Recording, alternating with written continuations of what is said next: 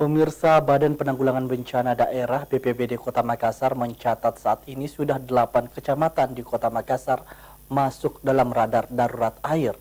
Pihaknya pun telah bergerak dengan menurunkan 25 armada untuk mendistribusikan air bersih.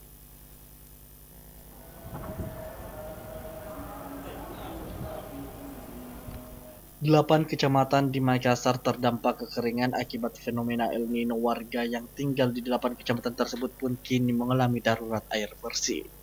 Badan Penanggulangan Bencana Daerah BPBD Kota Makassar mencatat 8 kecamatan di Kota Makassar yang masuk radar darurat air bersih yakni Tamalan Rea, Ujung Tanah, Biringkanaya, Bontoala, Panakukang, Talo, Manggala, dan Kecamatan Makassar.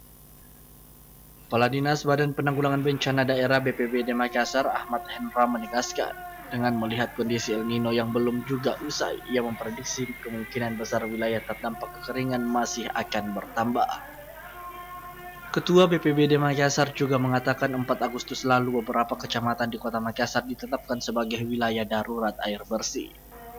Hendra mengimbau bagi masyarakat yang tinggal di daerah yang kekeringan tak perlu risau. Pasalnya BPBD terus mendistribusikan air bersih pada setiap kecamatan yang terdampak agar masyarakat tidak terlalu terbebani dengan membeli air setiap saat. Keseluruhan laporan kaitan dengan dampak kekeringan itu ada 8 kecamatan. Setelah penetapan status tanggap bencana darurat kekeringan, kita mengidentifikasi apa yang menjadi permasalahan warga dalam mengakses air bersih. Nah, dalam asesmen kami menemukan bahwa distribusi air bersih adalah hal yang paling utama. Oleh sebab itu, kami sebagai leading sektor penanggulangan bencana kekeringan ini mengkoordinir armada dari beberapa instansi OPD seperti Damkar, kemudian dari pihak kecamatan kita menurunkan sekitar 25 unit damper kecamatan yang kita lengkapi dengan toren dan 6 mobil armada damkar dengan kapasitas 8.000 liter.